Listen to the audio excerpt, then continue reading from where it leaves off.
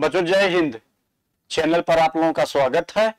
आइए लोग शुरुआत करते हैं पहले क्वेश्चन से। घबराना मत क्वेश्चन से, आप लोग एक लेवल धीरे धीरे बनाते जा रहे हैं। सचमुच में जो टीजीटी पीजीटी का प्रश्न ऐसे बनाते चले जा रहे हैं। अब इससे कठिन क्वेश्चन नहीं बनेगा, ये भी मान के चलिएगा। ये भी मान के चलिए एक सीक्वेंस में लेकर के चल रहे हैं। अगर आप चैनल पर बराबर रहे, क्वेश्चन कहीं हेर फेर नहीं जाना है। पहला क्वेश्चन पढ़िए कायदे से। सबसे पहले क्वेश्चन पढ़ना सीखिए, फिर चारों ऑप्शन पर जाना सीखिए। भले क्वेश्चन आ रहा उत्तर आ रहा है, तब भी चारों पे जाइए। बहादुर शाह जफर अंतिम मुगल बादशाह 1857 के विद्रोह में महत्वपूर्ण भूमिका बंबई से के विषय में निम्नलिखित में से कौन सा सही नहीं है? चारों में से क्या कहोगे आप लोग? वह बिना साम्राज्य के सम्राट था, क्या कह सकते हो? पेंशन मिल रही थी, पेंशन भोगी बन गया था। ये पुतली के समान अंग्रेज बन दिए थे कि पेंशन लेते रहो, जिंदा रहो जब तक जिंदा रहोगे। इसका मतलब ये सही है। वह बिना युद्ध के अनुभव का योद्धा था, कोई युद्ध की जानकारी नहीं थी इसके पास। युद्ध की जानकारी रहती तो छोड़ता अंग्रेजों को। हसन अस्करी उसका आध्यात्मिक गुरु था। ठीक है, ये नया क्वेश्चन आप लोगों को दिए हैं, ये भी सही है। हसन अस्करी आध्यात्मिक गुरु, दोनों सही है। 1845 में उसे उत्तराधिकार प्राप्त हुआ था। जैसे हम पढ़ रहे हैं वैसे चारों पढ़ना सीखो। सबसे पहले आप हड़बड़ाना नहीं चाहिए। हड़बड़ाने में 4-5 क्वेश्चन लोग गायब कर देते हैं। 1837 से 1857 का इसका कार्यकाल था, कठपुतली बन करके था। कुल मिलाकर के क्या कहोगे, क्या गलत है? ये गलत है। 1857 के विद्रोह में तो बहुत सारी भूमिका इसके बारे में थे। अरे भाई 20 सितंबर को अंग्रेज बंदी बना करके इसको रंगून भेज दिए थे। रंगून में ही 1862 में इसकी मृत्यु हो गई और रंगून में ही इसकी मजार है। मजार पर लिखा हुआ है कि बहादुर शाह जफर इतना बदनसीब था कि इसे अपने मातृभूमि पर 2 गज जमीन नसीब नहीं हुई थी। उठाइए, बड़ा दमदार क्वेश्चन है। निम्नलिखित में से कौन बंगाली नाटक बहु विवाह प्रथा, कोई बंगाली नाटक है इनमें कोई जो बहु विवाह प्रथा निर्देशित? अरे भाई उस समय जो बंगाल में ना, बंगाल की बात है, जो उच्च वर्ण के ब्राह्मण थे, वे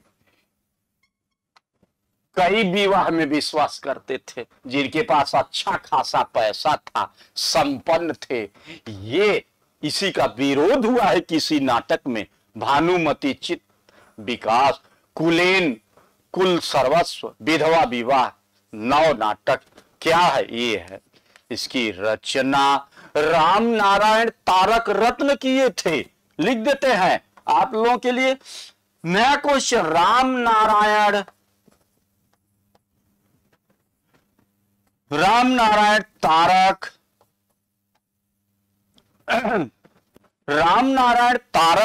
रत्न किए थे बच्चों। ये है रचना, यही इन लोगों की आलोचना हुई है। ये है ना शानदार क्वेश्चन। चलो चलते हैं, अगला क्वेश्चन ले लिए।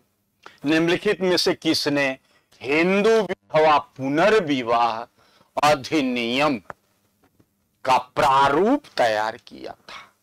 किसके समय में लागू हुआ, कौन भारत का गवर्नर जनरल था जो प्रारूप तैयार किया? और उस भारत के गवर्नर जनरल का नाम बताइए जी।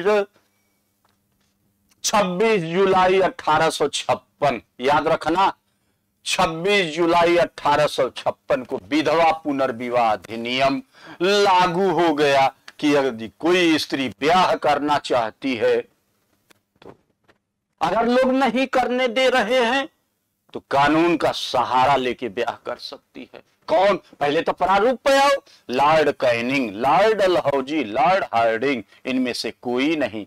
कौन प्रारूप किया था? ये है लॉर्ड डलहौजी का समय 1848 से 1856 और इसका समय है 1856 से 1862।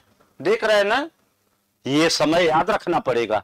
यही प्रारूप तैयार किया और इसके समय में ये सिचुएशन बना था। देख रहे हैं, लागू हुआ है ना। मजेदार क्वेश्चन, दोनों को अलग अलग जानिए। डलहौजी, हड़प या विलय की नीति, डॉक्ट्रिन ऑफ लैक्स। पहला राज्य हड़प किया, सतारा, पूना, और इसके बाद तमाम है ना। चलो बच्चों चलते हैं। चौथा क्वेश्चन, निम्नलिखित भाषाओं में से किसने हिंद स्वराज, पहले हम सुना चुके हैं लेक्चर इस पे, नामक पुस्तक लिखी थी? हिंद स्वराज, हिंदी, उर्दू, गुजराती, अंग्रेजी, इसको तो आप बता ले जाओगे। ये कितने में? अगर पहले हम चर्चा कर चुके 1909 में। किस भाषा में? गुजराती में। क्या लिखे थे गांधी जी इसी पुस्तक में? Gandhi ji British parliament, British बता चुके हैं, ब्रिटिश संसद कह लो, ब्रिटिश संसद को बाज और बेश्या, पिछले लेक्चर में नाम आया है, बाज जिसको संतान न हो, बेश्या जिसके पास शर्म न हो, लाज न हो, वही है ब्रिटिश संसद। कितना शानदार क्वेश्चन, देख रहे हैं। बाज और बेश्या का नाम लिए थे, यानी ये है गुजराती। ठीक ना, मजा आई ना। गांधी जी, यहां लिख दीजिए गांधी जी। और बहुत सा चर्चा तो बहुत किए हैं हम ना गांधी जी की पुस्तकों में। बहुत Africa Indian opinion, Harijan Sevak Sangh की स्थापना, बहुत सारे बताए हैं, अभी बताने के लिए बचा भी है। अगला क्वेश्चन बच्चों, निम्नलिखित में से कौन सी पुस्तक 1857 की विद्रोह सरकारी इतिहास, गवर्नमेंट सरकारी इतिहासकार बनाया गया था? पहले हम चर्चा कर चुके हैं, पुस्तक का नाम लेना चाहते हैं। कौन था वो? अरे भाई 1857, theories of Indian military, the sipahi military and the revolt of 1857। उपरोक्त में से कोई नहीं। आप क्या बताएं? S N Surendranath Sen, S N Sen की कौन सी पुस्तक थी? सुरेंद्रनाथ, ये देखिए सुरेंद्रनाथ सेन की पुस्तक थी। ये है।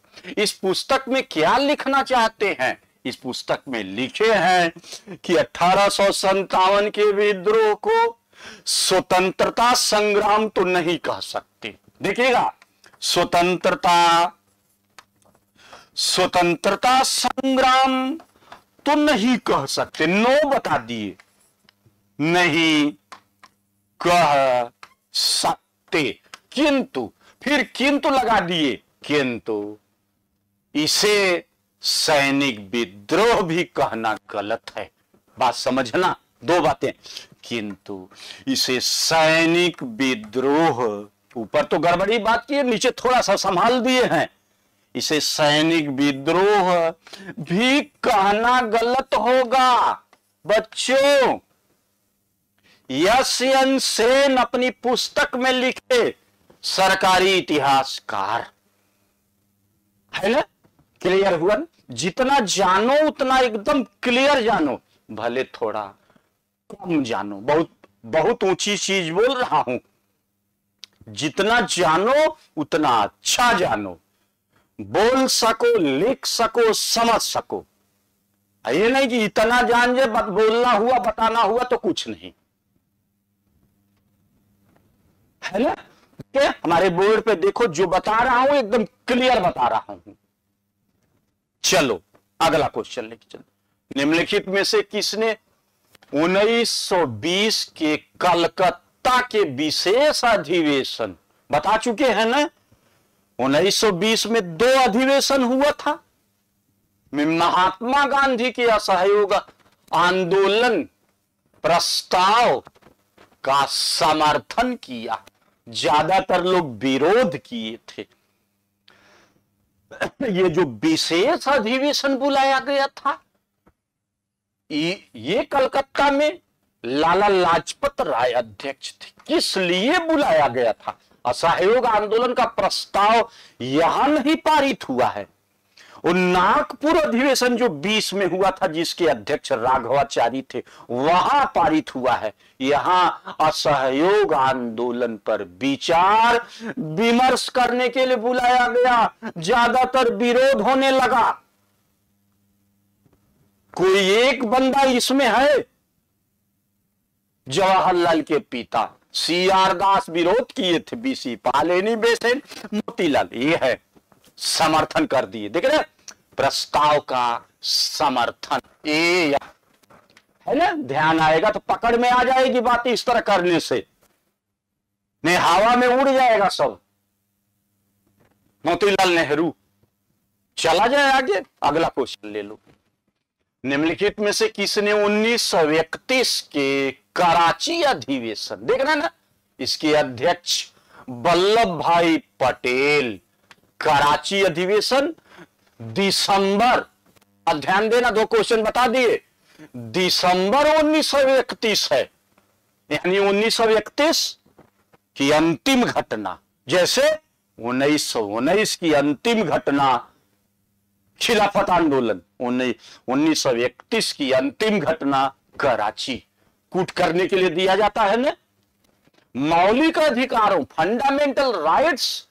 और एक क्वेश्चन और है, आर्थिक कार्यक्रम, आर्थिक कार्यक्रम से संबंधित प्रारूप तैयार किया था। कौन था वो? कौन था? वही जो पीछे लगा के जवाहरलाल नेहरू, नरेंद्र देव, सुभाष चंद्र बोस, मौलाना आजाद। मौलाना आजाद ही कांग्रेस का 6 साल तक, सबसे अधिक समय तक अध्यक्ष रहे और सबसे कम उम्र में अध्यक्ष बने थे। सुभाष चंद्र बोस जब 1939 वाला अधिवेशन हो रहा था तो वहां बीमार पड़ गए थे, कोई और इनके अध्यक्षीय भाषण को पढ़ा था। नरेंद्र देव बताएंगे, भाई ये है, ये बच्चों ये है ना? देख रहे हैं ना, तीर का निशान दे दिए हैं आप लोग। क्वेश्चन समझ के तब आप आंसर लगाएंगे। चला जाए आगे, आगे बढ़ो, अगला क्वेश्चन ले ले। निम्नलिखित में से किस बंगाली लेखक, कोई बंगाली लेखक है नीचे, पहली बार, देखो कितना मस्त क्वेश्चन दे रहे हैं, सुझाव दिया था कि भारत की राष्ट्रीय भाषा के रूप में अपना हिंदी बीच में आना चाहिए ना। बंगाली लेखक ने प्रथम बार सुझाव दिया था कि भारत की राष्ट्रभाषा, आप लोग देख ले, हिंदी को अपनाया जाना चाहिए। हिंदी को, ये देखिए कौन है इसमें, भूदेव मुखर्जी, दीनबंधु मित्र, नील दर्पण लिखे हैं। नील दर्पण, इसी नील दर्पण में तो नील आंदोलन, नील किसानों का समर्थन किए हैं। मधुसूदन दत्त, काली प्रसाद सिन्हा, 3 बातें बता रहे हैं। सुभाष चंद्र बोस हिंदी के स्थान पर, जानते हो, हिंदी के स्थान देवनागरी, हिंदी के स्थान रोमन लिपि लागू कर, हिंदी के लिए रोमन लिपि लागू करने सलाह दिए थे। और ये सुभाष का है, और गांधी जी क्या कहे थे? देवनागरी सलाह दिए हैं, सुझाव दिए हैं। 3 बातें लीजिए, एक तो पहली बार ये है, दूसरी बार गांधी जी की बात है, और उसी में ये भी है। देवनागरी लिपि में हिंदी को राष्ट्रभाषा बनाने की सलाह। देवनागरी लिपि में हिंदी को राष्ट्रभाषा बनाने की सलाह गांधी, ये सुभाष, ये है मधुसूदन। मजा आई कि नहीं मजा आई? 3 क्वेश्चन दिए, मधुसूदन पहली बार, गांधी जी दूसरी बार, और रोमन लिपि हिंदी के लिए सुभाष चंद्र बोस, है ना? इसीलिए मैं बार बार कह रहा हूं ना कि मेरी व्याख्या पर आप विशेष ध्यान देंगे। क्वेश्चन तो आपको भरमार मिल जाएगी मार्केट ना भाई। ये क्वेश्चन आप रटोगे ना, यहां कॉन्सेप्ट क्लियर हो गया। चलो चले आगे, बोलो बच्चों। घुटने, देखो कितना मजेदार क्वेश्चन। घुटने टेक कर मैंने रोटी मांगी और रोटी के बदले मुझे पत्थर मिला, है ना? किस आंदोलन के दौरान? कौन? किस आंदोलन? खिलाफत आंदोलन 1919 बच्चों, असहयोग आंदोलन 1920, दांडी मार्च 12 मार्च 1930 और भारत छोड़ो आंदोलन 8 अगस्त 1942। कौन बोला है? गांधी जी। गांधी जी का स्टेटमेंट है, महात्मा गांधी ने कहा किस आंदोलन के दौरान? ठीक कहने के बाद आंदोलन शुरू कि मैंने रोटी मांगा कि बदले में पत्थर मिला। किस बताओगे? इसी आंदोलन, ये स्टेटमेंट के ठीक बाद गांधी जी सविनय अवज्ञा आंदोलन, और सविनय अवज्ञा आंदोलन के दौर अंतर्गत दांडी मार्च 12 मार्च 1930 को गांधी जी 78 लोगों के साथ अपने साबरमती आश्रम से दांडी के लिए प्रस्थान किए।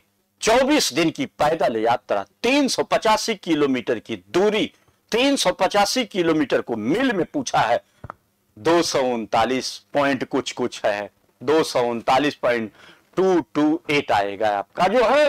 तो 6 अप्रैल 1930 को गांधी दांडी पहुंचकर नमक कानून तोड़े, नमक बनाए नहीं तोड़े, याद रखिएगा। कहीं कभी कभी ऑप्शन में दिया बनाए गलत है, तोड़े, है ना? चलो बच्चों चलते हैं। ये देखो, भारत छोड़ो आंदोलन के नेताओं को गिरफ्तार करने के लिए ब्रिटिश सरकार द्वारा चलाया गया, ये तो बता चुके हैं, ऑपरेशन रियंडर, ऑपरेशन जीरो आवर, ऑपरेशन, ये तो बताया गया है ना। नई बात कुछ बोल देते हैं। ऑपरेशन जीरो आवर चला करके गांधी जी को तो हम लिख दिए थे। गांधी जी को पूना के, महाराष्ट्र पूना के आगा खां पैलेस में, और जवाहरलाल नेहरू के महाराष्ट्र के अहमदनगर जेल, ये देखो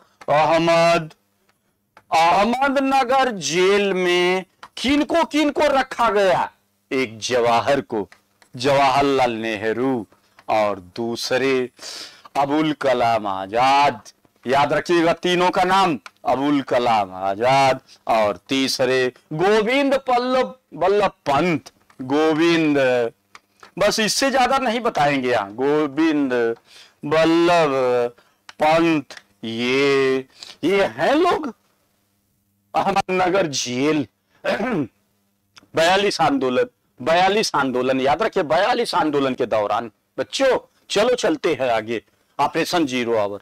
अगला क्वेश्चन है 1939 के त्रिपुरी, मध्य प्रदेश, एमपी, याद रखना, एमपी के जबलपुर, और जानना, एक कदम आगे और जान जाइए, त्रिपुरी एमपी के जबलपुर। बच्चों ये देखो, भारतीय राष्ट्रीय कांग्रेस के अधिवेशन में निम्नलिखित में से किसने अध्यक्षीय उद्बोधन का अंग्रेजी में अनुवाद पढ़ा था? क्यों? अरे इस अधिवेशन के अध्यक्ष सुभाष चंद्र बोस थे ना, सुभाष चंद्र बोस बीमार पड़ गए। जानिए नई बात, सुभाष चंद्र बोस क्या हो गए बच्चों? सुभाष चंद्र बोस अस्वस्थ हो गए। सुभाष चंद्र बोस अस्वस्थ हो गए तो क्या हुआ? इनमें आचार्य नरेंद्र देव, शरद चंद्र बोस, सुभाष चंद्र बोस, मौलाना आजाद जब बीमार पड़े तो प्रोटेम पद कौन संभाला? प्रोटेम पद ये संभाले। और अध्यक्षीय भाषण को कौन पढ़ा था? अध्यक्षीय भाषण पूछा ना, उनके बड़े भाई शरद चंद्र बोस। है ना, दो बात क्लियर हुई।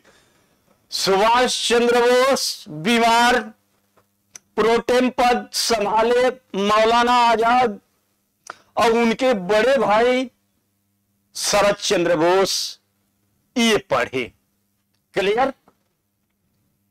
अगर क्लियर तो आइए चलते हैं अगले में। अगला क्वेश्चन है बच्चों, 3 जुलाई 1947 को भारत विभाजन के विरुद्ध, कि भारत का विभाजन नहीं होगा, किस पार्टी काला दिवस, देखें ये सब हल्के फुल्के क्वेश्चन नहीं है, मनाया गया था? भारतीय राष्ट्रीय Congress, forward block, Hindu Mahasabha, communist party. Hindu Mahasabha 1915 स्थापना हुई हरिद्वार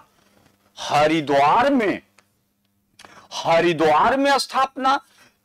3 संस्थापकों का नाम बता देते हैं, तीनों अपनों। मदन मोहन मालवीय 1 नंबर पे जोड़ लीजिए, इनके संस्थापक। और दूसरे नंबर पर बीडी सावरकर,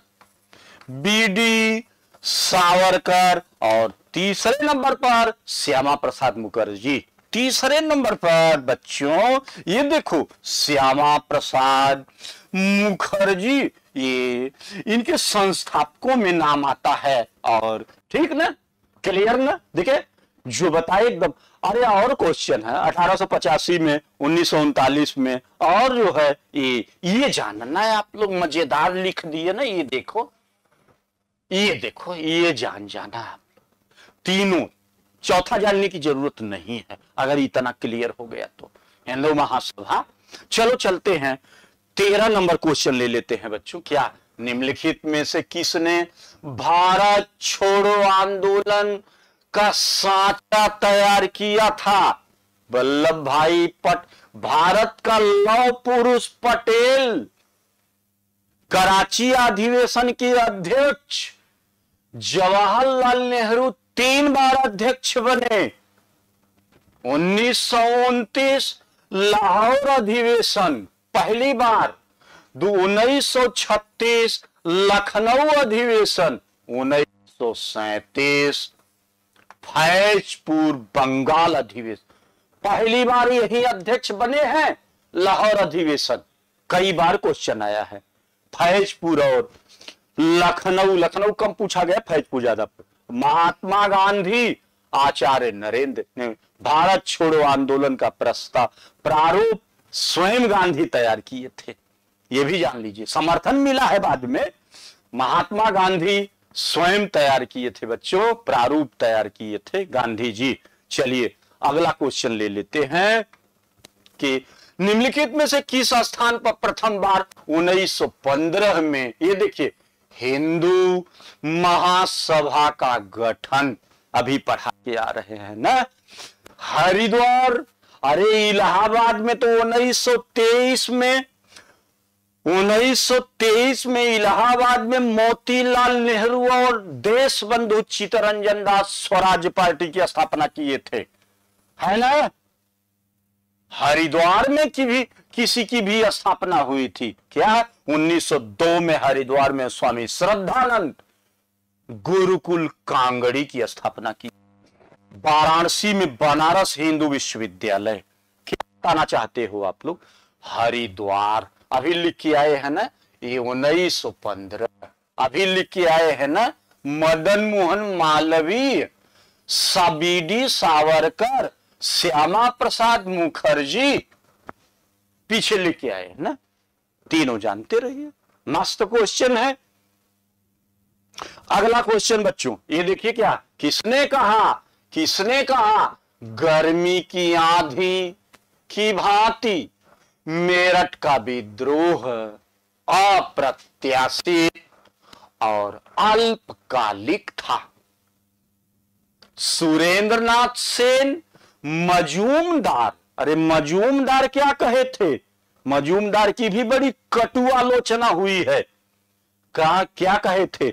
1857 का विद्रोह न तो प्रथम है, न राष्ट्रीय है, और न ही स्वतंत्रता संग्राम। न प्रथम, न राष्ट्रीय, न स्वतंत्रता संग्राम। चौधरी सावरकर की बात मजेदार थी। सावरकर ने कहा सुनियोजित 1857 का विद्रोह सुनियोजित प्लानिंग सहित एक स्वतंत्रता संग्राम था। यही बोले थे।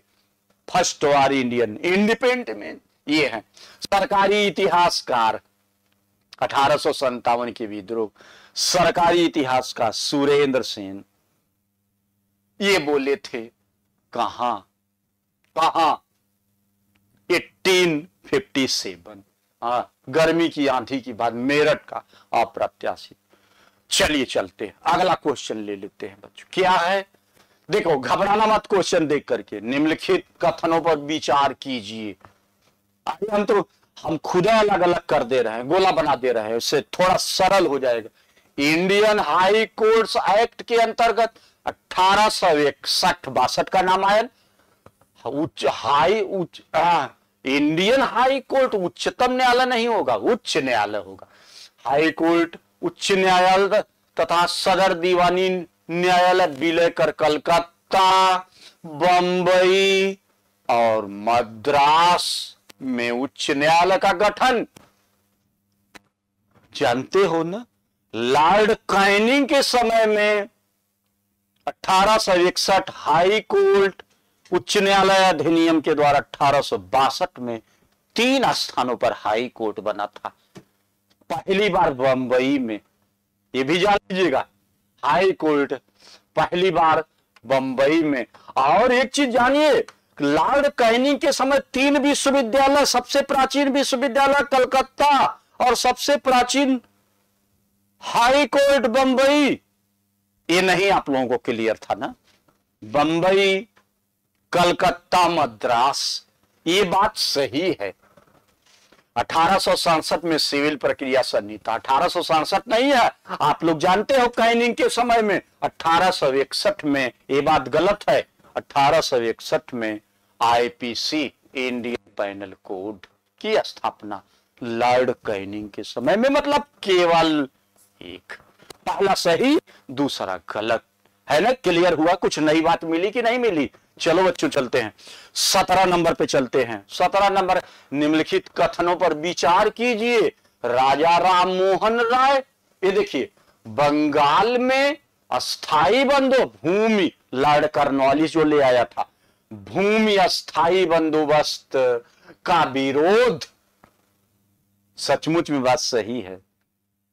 अरे जमींदारी प्रथा, किसानों से छीनकर जमींदारों को जमीन दी जा रही थी, इसका विरोध किए थे। बात सही है, बात समझे ना? राजा राम मोहन ने न्यायालय में शासकीय भाषा के लिए अंग्रेजी के स्थान पर फारसी का समर्थन किए नहीं, ऐसा कुछ नहीं कहे थे।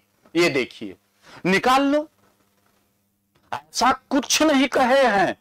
ऊपर वाली बात है, नीचे वाली बात नहीं, कुछ ऐसा आया है, ये भी जान लो आप लोग। चलिए चलते हैं, ये देखिए, ये हो गया ना, क्लियर ना? 18 नंबर क्वेश्चन 18, निम्नलिखित में से कौन 1861 में विधवा विवाह संघ का संस्थापक कौन था? देवेंद्र। अरे देवेंद्र के बारे में, इन देवेंद्र के पिता द्वारिकानाथ, देवेंद्र के पुत्र रविंद्रनाथ टैगोर। महादेव गोविंद रानाडे, रानाडे की पत्नी पंडिता रामाबाई रानाडे, रानाडे का शिष्य गोखले, सुरेंद्रनाथ बनर्जी, आनंद मोहन बोस, इंडियन भारतीय संघ, इंडियन एसोसिएशन 1876। स्वामी दयानंद सरस्वती के बारे में तो बहुत सारी बातें बताए हैं। महादेव गोविंद रानाडे, ये देखो ये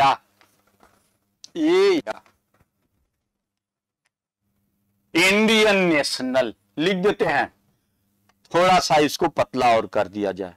ये देखो बच्चों, इंडियन, नई बात बता दी आप लोग, नेशनल सोशल कॉन्फ्रेंस।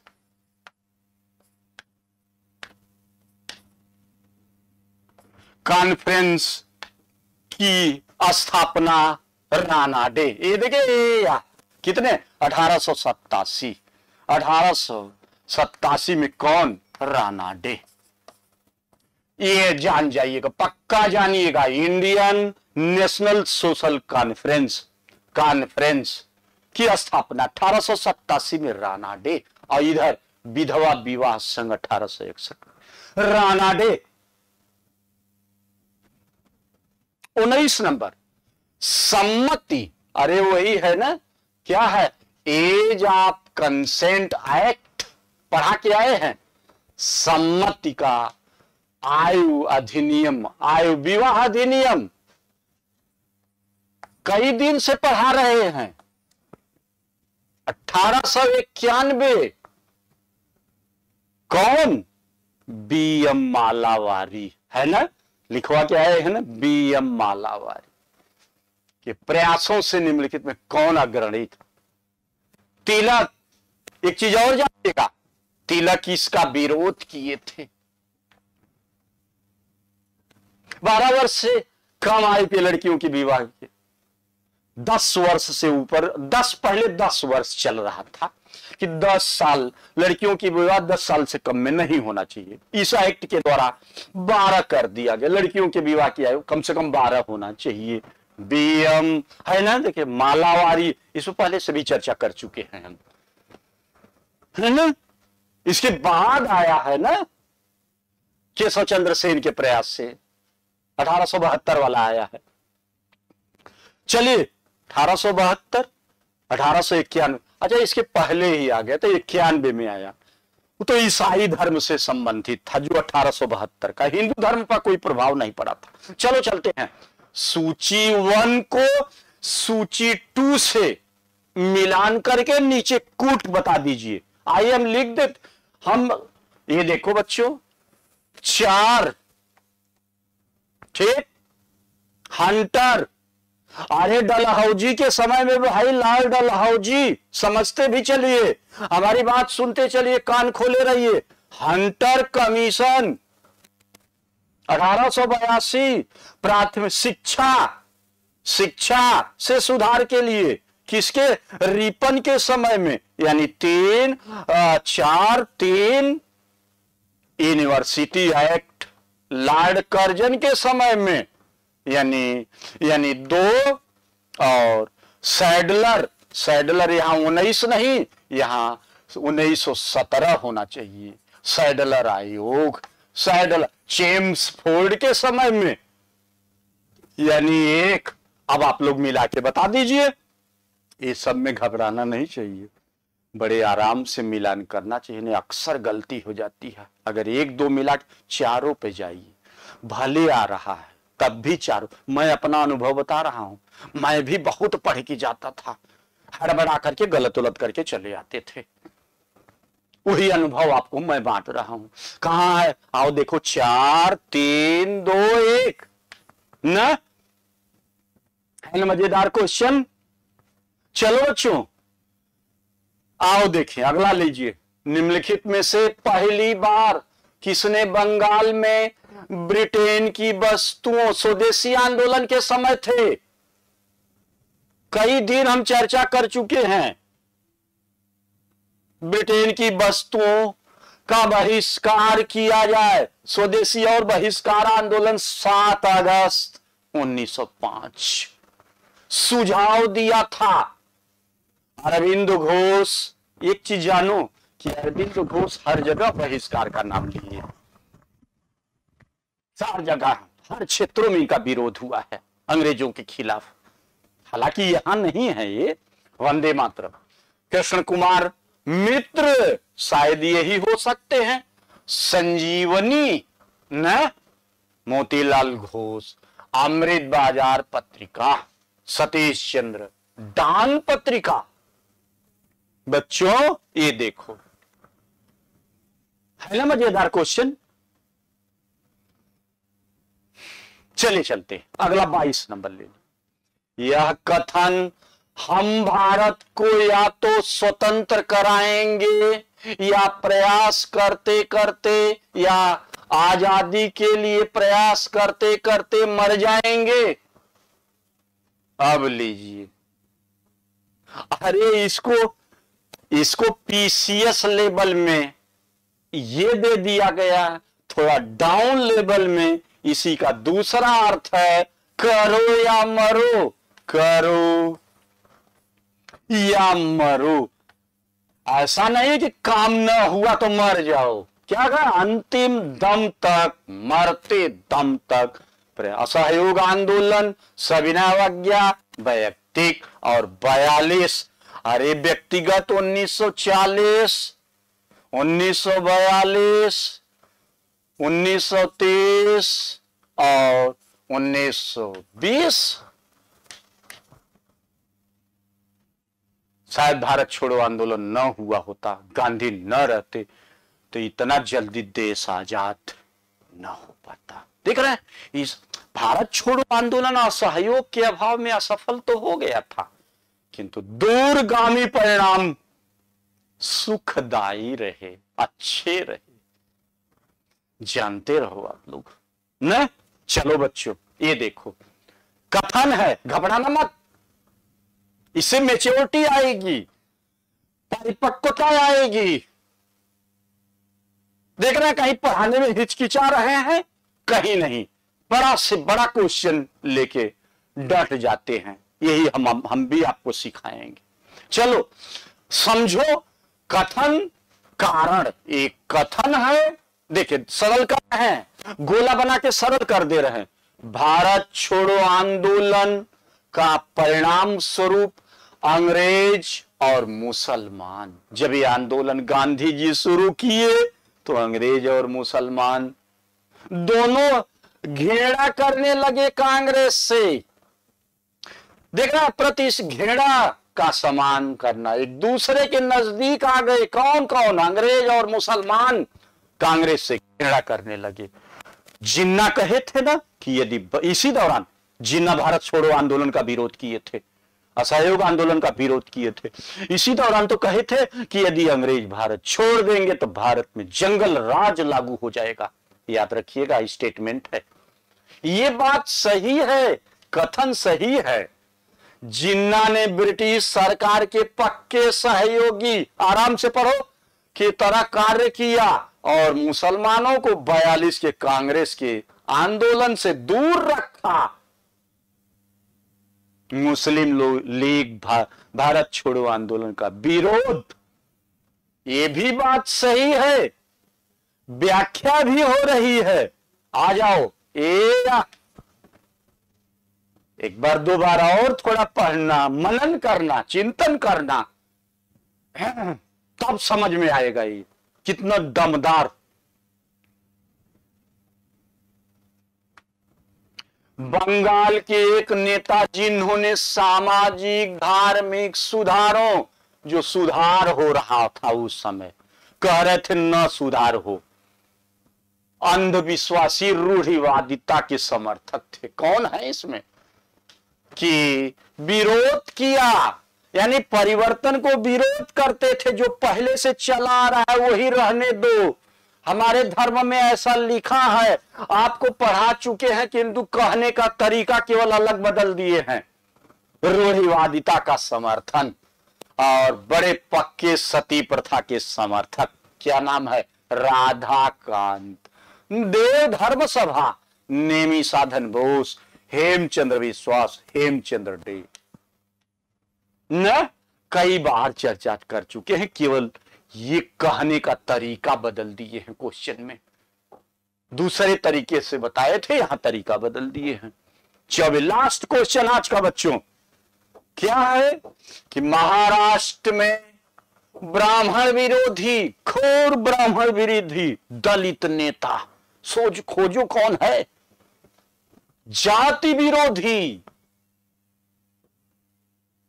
अरे भाई, ब्राह्मण उच्च वर्ग के और निम्न वर्ग के लोग थे जो उपेक्षित होते थे। पहले क्वेश्चन समझो। आंदोलन चलाया पहली बार गोपाल हरि देशमुख, लोकहितवादी नहीं, ये तो स्त्री शिक्षा के प्रबल समर्थक थे। ज्योतिबा फूले, गोविंद नहीं होगा, ज्योतिबा फूले, महादेव गोविंद रानाडे, केटी तल, है ना? बहुत बढ़िया क्वेश्चन है ये। यहां से टच कराओ, यहां से टच कराओ और नीचे लिखो गुलामगिरी इनकी पुस्तक थी। इसका मतलब क्या निकला कि हे ब्राह्मणों, हे उच्च वर्ण के, आवाज उठाए कि हे ब्राह्मणों, हे उच्च वर्ण के लोगों, निम्न वर्ग के लोगों को और स्त्रियों को गुलाम मत बनाओ। पुस्तक लिखे, है ना? पहले बता चुके हैं, केवल कहने का तरीका यहां बदल दिए हैं। समझो बात को आप लोग न। ज्योतिबा फूले बच्चों 25। बताओ, कमेंट करके बताना सेशन सत्र कैसा रहा, मजा आई कि नहीं आई? मजेदार। देखिए, पता ही नहीं चलता, अगर मन लग गया, मन लगाना चाहिए। स्वामी विवेकानंद ने कहा है, कोई भी काम 100% कंसंट्रेट होके करो, तब काम में मजा आती है, नहीं जम्हाई आती है, नहीं जम्हाई आएगी। इतना जान लो, जब भी आप जम्हाई ले रहे हो तो इसका मतलब कि मेरा मन नहीं लग रहा। उठ के हाथ मुंह धो लो, एक गिलास पानी पियो। एक गिलास पानी पिएंगे तो क्या होता है? पानी में ऑक्सीजन मिलता है। जैसे एक गिलास पानी गया, ऑक्सीजन खून को लेके दौड़ा दिया, आप चैतन्य हो गए। काम करने का तरीका सीखिए। फिर मिलते हैं। धन्यवाद, आशीर्वाद।